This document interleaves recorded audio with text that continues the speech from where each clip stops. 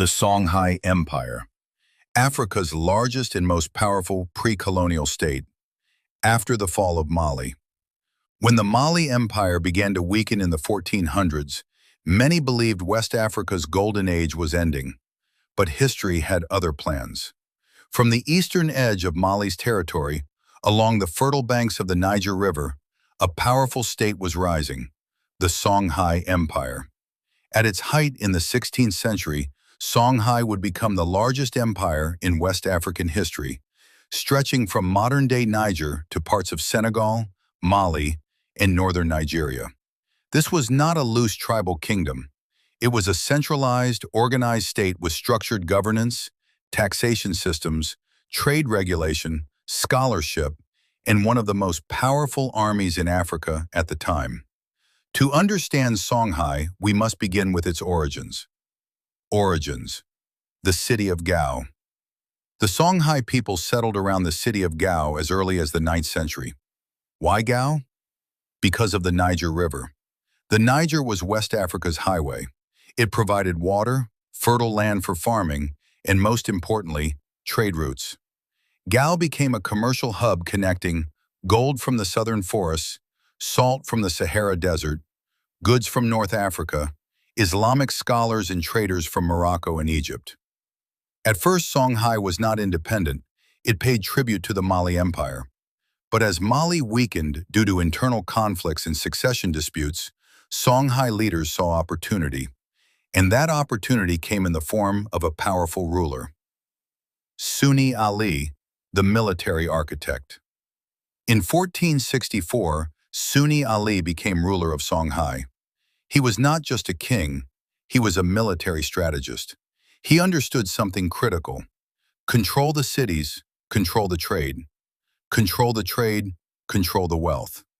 He built a professional cavalry army, a river navy to patrol the Niger, fortified cities.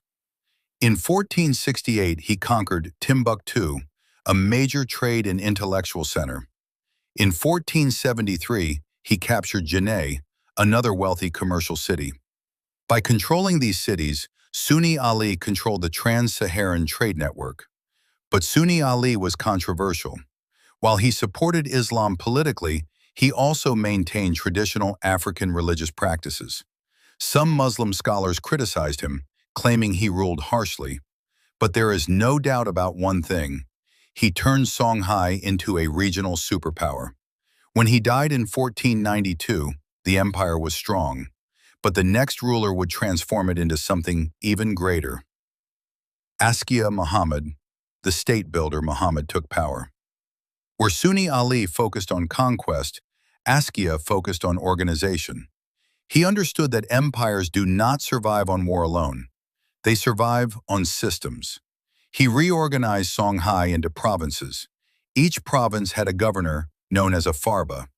He established a centralized taxation system, trade regulations, ministries for finance, agriculture, and the army, Islamic courts for legal matters.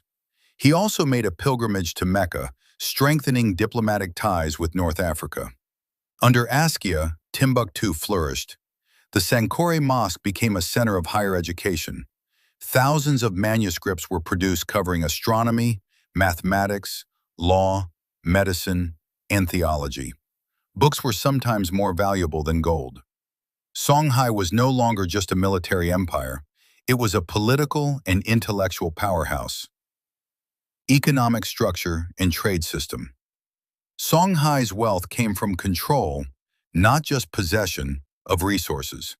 Gold was mined in forest regions. Salt came from Tagaza in the Sahara. Salt was extremely valuable because it preserved food in hot climates. Songhai taxed goods that passed through its territory. This revenue funded the army, infrastructure, government administration. Trade routes connected Songhai to Morocco, Egypt, and even the Ottoman world.